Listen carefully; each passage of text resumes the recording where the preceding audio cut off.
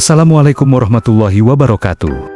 Kisah kali ini berjudul Misteri di Balik Proyek IKN, Ibu Kota Nusantara, Kalimantan. Tapi sebelum itu, ayo like dan subscribe terlebih dahulu, biar kamu tidak ketinggalan kisah menarik lainnya.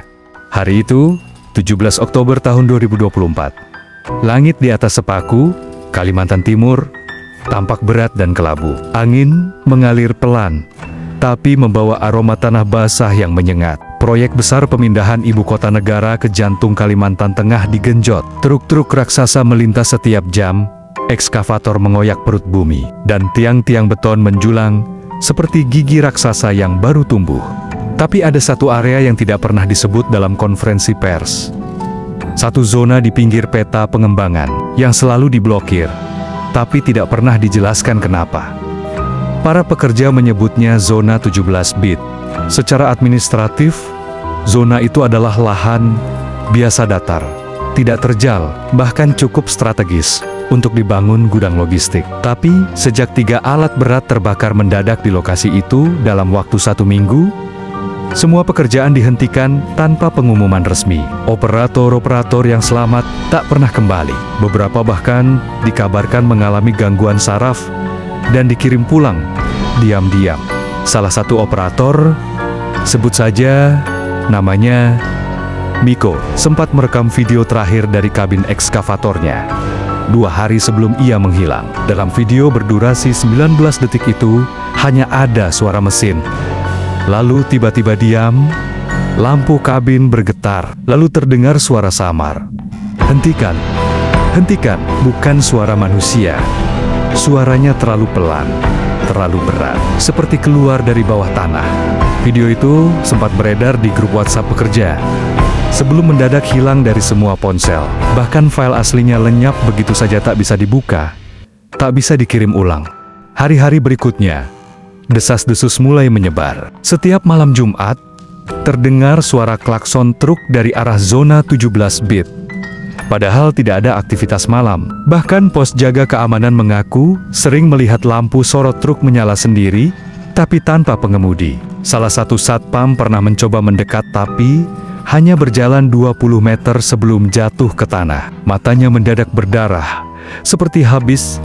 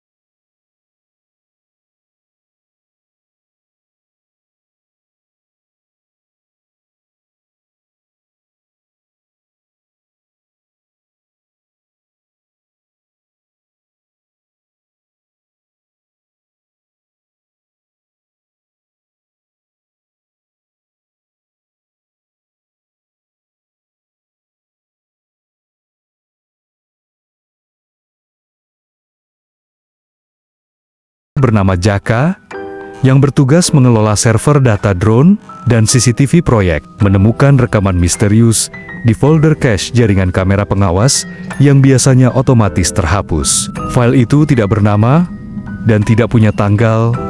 Dengan penasaran, Jaka memutarnya. Gambar pertama yang muncul, infrared merah hitam dari kamera genggam. Suasana kabut, suara napas tergesa. Lalu wajah Dina cuma sebentar. Ia berbisik ke kamera.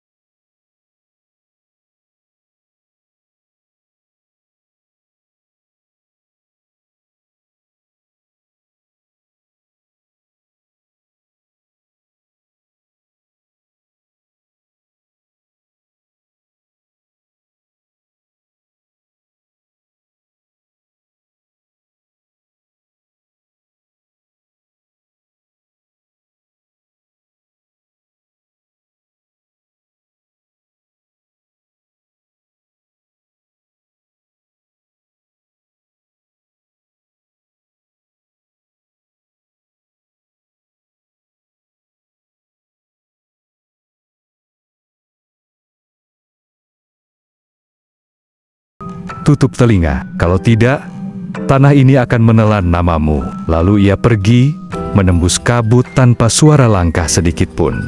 Sejak malam itu, mimpi buruk mulai datang pada Jaka. Bukan sekadar mimpi, tapi penglihatan. Dina berdiri di tengah fondasi proyek IKN. Dengan wajah penuh lumpur, menatap ke atas seperti minta tolong. Di belakangnya, tanah berdenyut seperti daging hidup. Dan di antara denyut itu, terdengar suara ribuan bisikan. Bukan kami yang dipindahkan, tapi mereka yang dibangunkan. Setelah malam itu, Jaka tak bisa tidur tenang. Setiap kali memejamkan mata, ia mendengar suara tanah berbisik. Suara itu seperti berasal dari lapisan bumi, terdalam berisi tangisan.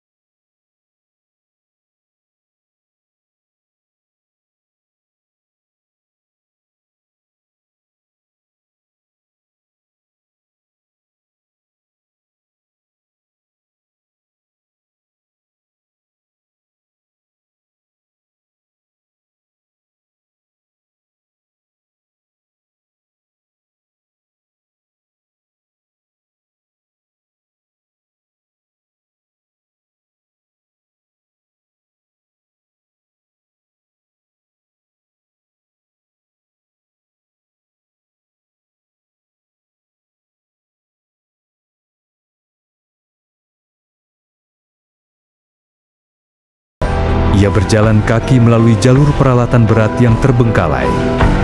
Pagar seng bergoyang pelan ditiup angin malam. Tak ada suara selain gesekan dedaunan dan gesekan tali seling dari derek tua yang menggantung tak terpakai. Zona 17 bit lebih sunyi dari kematian. Tapi tak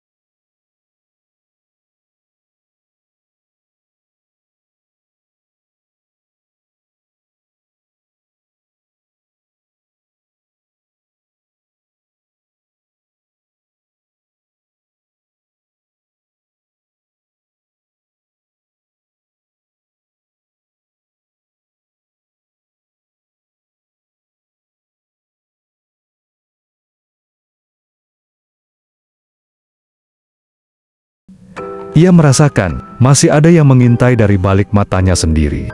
Sejak malam saat ia ditemukan di depan pos satpam, Jaka tak lagi seperti dulu.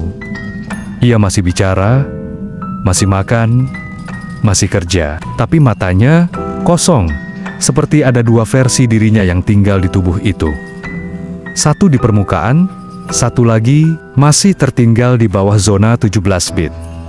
Tiap malam, ia menggambar di tembok kamar baraknya, di tisu makan,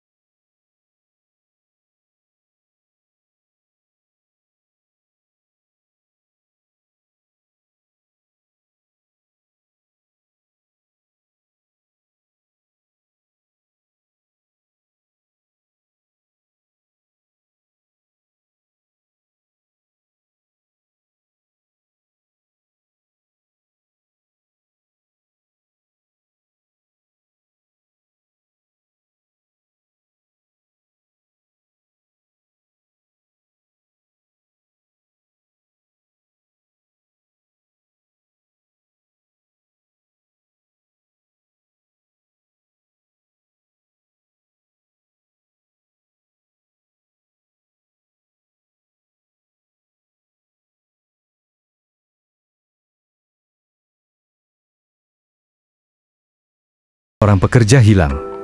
Namanya Arif, operator bor utama. Terakhir terlihat di dekat zona bor gua, tak jauh dari lubang yang Jaka datangi. Yang aneh, helm dan rompinya ditemukan tertata rapi di atas fondasi beton. Seolah ia melepasnya sendiri, tapi tidak ada jejak kaki.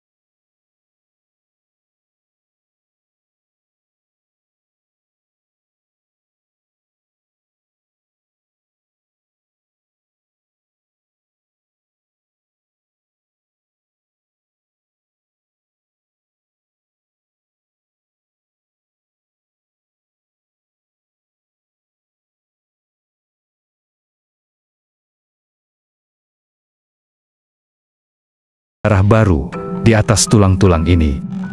Pak Wayan tak bisa lagi diam. Ia tahu, semua ini tidak akan selesai jika lubang itu tetap terbuka. Tapi bagaimana menutup sesuatu yang bahkan bukan berasal dari dunia ini? Langit belum gelap, tapi zona 17 bit sudah diselimuti kabut seperti tengah malam. Udara begitu berat, seolah mengandung debu halus bercampur abu tulang. Burung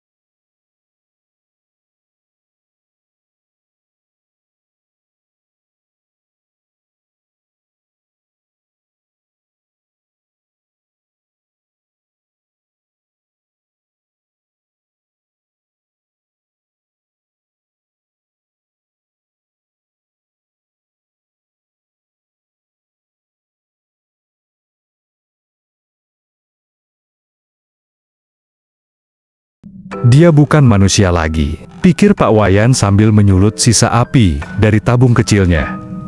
Tapi tangan-tangan hitam itu tidak menyerang. Mereka menunduk, seperti menyembah sesuatu. Jaka. Seketika, altar batu retak sepenuhnya dan terbuka.